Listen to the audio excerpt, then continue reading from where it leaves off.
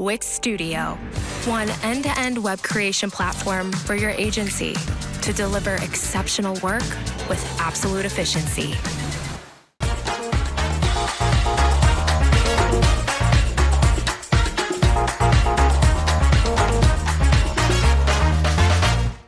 The #1 long-form writer that helps SEOs outrank competition at the click of a button using real-time research and NLP. Start ranking content today with contentatScale.ai. Cool. Hi guys, my name's James George, and I'm going to talk to you about how to conduct an efficient and effective competitor review. So this is me, but I'm going to skip this because no one really cares. First of all, let's dive into what a competitor analysis actually is. So SEMrush provide the following definition on one of their blog posts. It's the process of researching your competitors to gather insights about their keyword, content, and backlink strategy, and using those insights to improve your own SEO. So from this, I think we can find the following key takeaways. #1, regularly conducting an assessment of your competitors' performance against the 3 pillars of SEO, which is content, offsite, and tech, is going to help you to understand where they're performing really well, and you can then apply this to your own client site. So using your findings from your competitor performance, you should be able to benchmark your own performance against your competitors to find some really high impact areas of optimization, which can then help you to compete better on the SERP. And then thirdly, monitoring your competitor performance over time is going to help you to understand any changes that are happening on the SERP, e.g. where Google are re-reviewing your competitor domains and your own. Cool, so let's move on to when to do a competitor analysis. So you might think a competitor analysis is a standalone task, which it often is, but it also comes in conjunction with wider business projects. This makes sure you're leading a more data-led approach. An example of this is when your client is launching a new website or a new product. So here, you can use your competitor rankings to inform your keyword research to actually understand how your audience is searching for your new website or for your product. You can also look in the SERP to understand what's ranking, and this is going to inform what kind of content you want to create in order to get those page 1 rankings on your SERP. Also, determining a realistic list of organic competitors is going to make sure that you avoid shooting yourself in the foot when it comes to forecasting traffic and rankings for your client. Ideally, you don't want to overpromise and underdeliver. Nice. So outside of client launches, you can also use your competitor analysis to inform your strategy. So as I said before, when you're able to benchmark your own site performance against your competitors, you're going to find really high impact areas of improvement. And this can then inform your KPIs for the next year, but also how you're going to work towards achieving those KPIs. And lastly, you can look at it when analyzing your performance following an algorithm update. So when you're monitoring competitor performance like rankings in your tracking tools, you can clearly see when your competitors have seen a boost or a drop in performance when it comes to an algorithm update. Also, when you're analyzing your competitors against your 3 pillars, you can then understand what's driving that drop or boost in performance, and you can use this if you need to action any recovery for your own site. Nice. So now let's focus on what we actually want to consider in our competitor review. So I mentioned the 3 pillars earlier. This is content, offsite, and tech. This is going to shape our competitor review. So with content, we want to consider who are our organic competitors. We want to look at our keyword research. We want to know where we're ranking below our competitors on the SERP. And we also want to look at where our competitors are ranking, but we're not visible at all. When it comes to offsite, we're going to focus on our backlink profile. We're going to look at how authoritative competitors are. We're going to look at how content plays a role in pushing their authority. And we're also going to look out for any chance that we can use digital PR to support our own pages. And then looking at tech, we want to look at how the site architecture is helping competitors, how enhanced their website is and how this is making it helpful, and also their page experience compared to our own. Cool, let's jump into the first pillar, which is content. So the first question we're going to be asking ourselves is who actually are our organic competitors? And there's two ways you're likely to go about this. Number one is by asking your client, which is good because it saves you time, and they can address it from a more business POV where they look at company size or product offerings where you might not have as much knowledge. The second way is to look at the SERP out for your core keywords and understand who's ranking on page 1, so this can inform who your organic competitors are. With both ways, there's some drawbacks.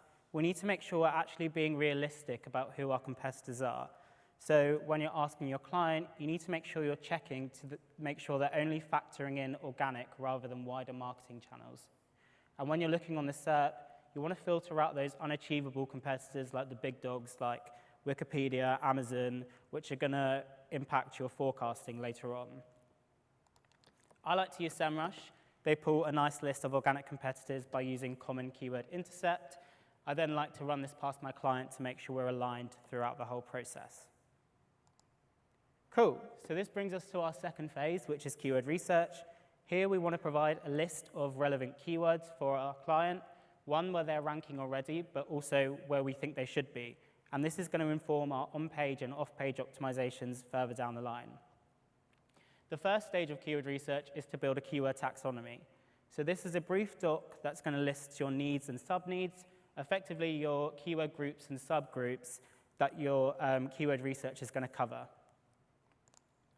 So to inform our keyword taxonomy, we can use a site crawl, we can use the website structure and navigation, or we can use any briefing documents to understand what the key focuses of the website are. Here, we want to break these focuses down into subgroups or sub-focuses, and then provide some keyword examples that our client can approve before we got our heads down in keyword research. Once this has been approved, we can use our taxonomy to upload to SEMrush or Keyword Planner as a seed list, where we can then expand our needs and sub-needs with relevant keywords. Ideally here, we want to tag it up with search intent to make sure we're capturing all users at different stages of the marketing funnel. Something to consider here is how our client KPIs are going to be impacting the type of searches they're going to be prioritizing. So you want to make sure these types of searches are included in your research to make it as impactful and purpose-driven as possible. Once your research has been approved, you can then upload it to your tracking tool alongside your needs and sub-needs. And here you're going to immediately identify any of these needs or sub-needs where you're less visible and need improvement. So from our competitor list and our keyword research, we can then start to look at where we're not as visible on the SERP as our competitors. This is going to inform where search engines are actually finding competitor content more useful than our own. And then in turn, this is going to help us to identify where we're losing traffic to our competitors. So again, we can use SEMrush to find these keyword gaps with the keyword gap report. You can use the weak tab to find where competitors are ranking ahead of you. Alternatively, in your tracking tools, you can track over time your visibility against each need and sub-need compared to your competitors. I like to use MyPosio because it's good. Effectively here, you want to provide a breakdown of your keywords where you're ranking below your competitors, what your ranking URL is versus what your competitors are ranking with. And from here, you can decipher the most appropriate action, whether it be content consolidation, content optimization, or content creation. So here you want to look out for the intent of the query, because this is going to inform what kind of page should be ranking. Is it informational? Is it transactional? You also want to look at the type of result that your competitors are holding. So is it a particular SERP feature? Is it a video? Is it an image? Because this can help you to determine what content you want to be adding to your page. Ultimately, the deliverable here is to produce a comparison of your page versus your competitors and what makes their page more useful than yours. So alongside this, you can also look at where your contents are ranking, competitors are ranking, but you're not. So by finding longer tail keywords alongside your broader keywords to drive traffic to your domain, you're expanding your reach across different search intents and user audiences. In turn, building up this lower level content that's relating to your higher level content is going to boost your EEAT value and your topical authority, which in turn is going to help your rankings. So again here, you can use SEMrush, the same keyword gap report, to find where competitors are ranking, but you're not, using the missing report. Here, you want to use your content gap analysis technique in order to identify common competitor rankings on page 1 and page 2. Shout out Alex Blackshear at Roast who taught us this, but this is a more realistic approach to finding where you're more likely to rank and gain space on the SERP. From this content gap analysis, you can then produce a content calendar where you're grouping your target keywords into topics with a search volume backing and an example of your competitor URL and an estimation of the traffic you can get. Cool, so this focus on content brings us nicely to our second pillar, which is offsite. In particular here, we're going to focus on competitor backlink profiles.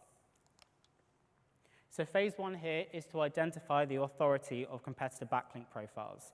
So we want to use a combination of metrics in order to compare our own backlink profile with our competitors and effectively understand the kind of strength and authority that sit behind competitor landing pages on the SERP.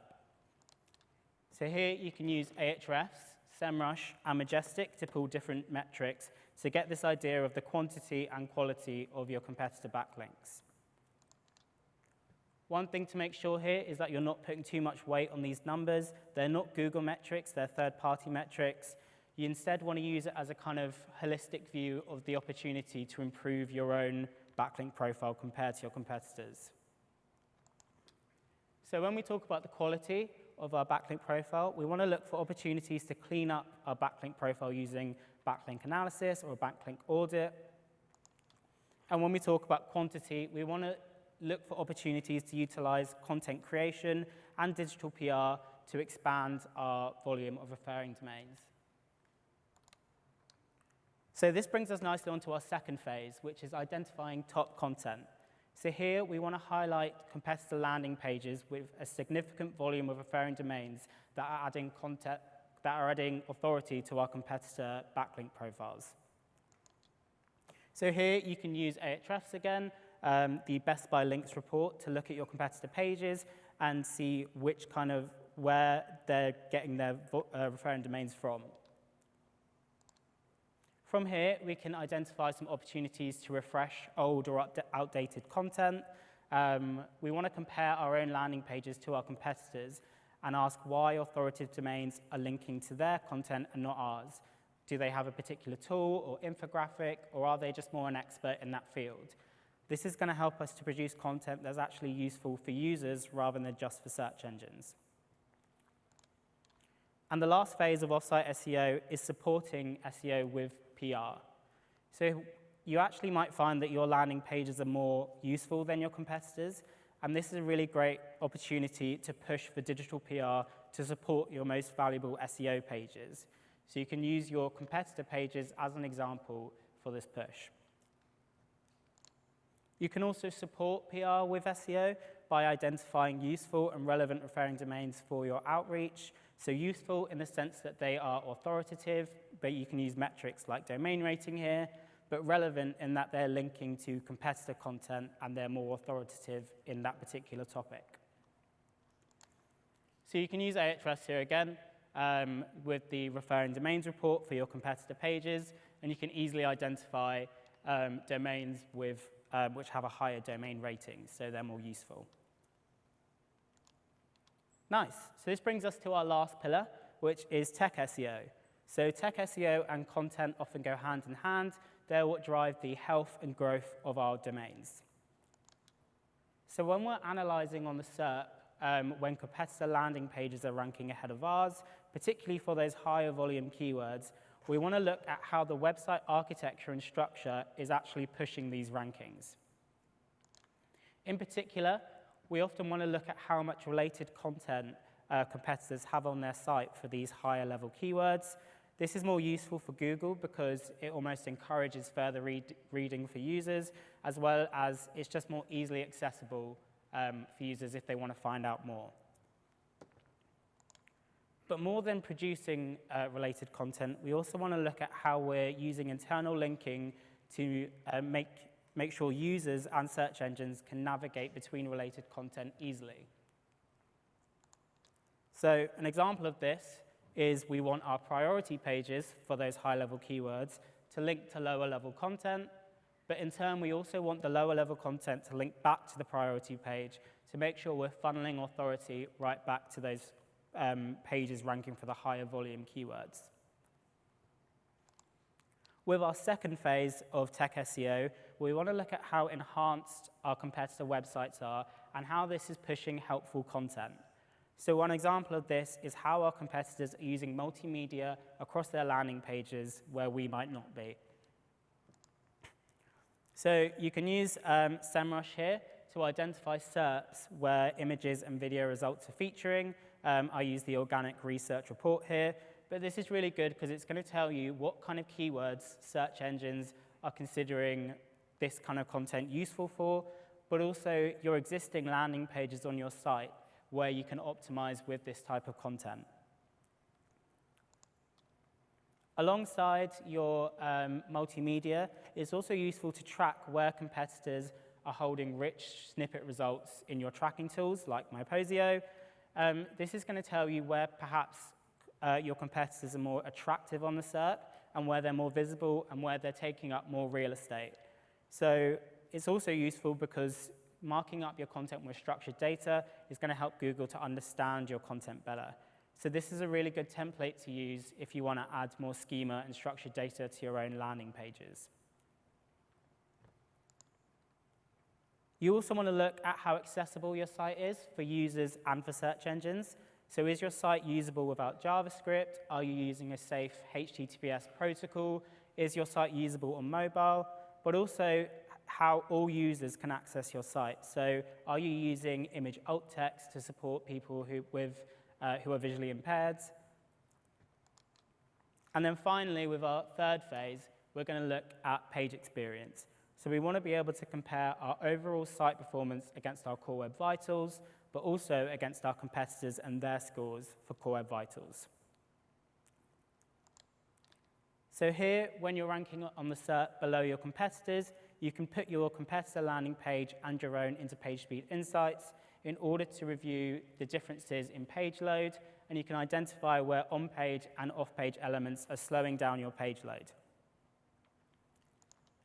One thing that I like to do is to analyze long-term page speed trends using a Crux dashboard. So this is one we made at Roast. Shout out to Carlos who taught me how to make this. But there's also a really good blog post by Lumar at the bottom there. And effectively, it's a dashboard that's showing your long-term trends for each Core Web Vitals score against your competitors. And I find this really useful to almost push your clients to implement those Core Web Vital recommendations you're making. But it's also really useful to track against your performance over time. Cool. So that's kind of everything. A really quick recap. So we want to use our 3 pillars of SEO to shape our competitor review. So we want to look at content, offsite, and tech. With content, we want to understand where we are less visible compared to our competitors and why that is. With offsite, we want to be able to identify opportunities to improve both the quality and quantity of the referring domains linking to our site. And with tech, we want to consider how the structure and experience of our website is impacting our rankings compared to our competitors.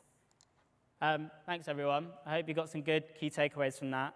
You might see me around, but you also might not. So, yeah, thank you.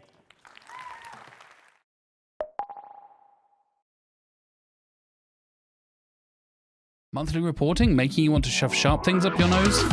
Try Dragon Metrics, the all-in-one SEO software with mind-blowing reporting tools.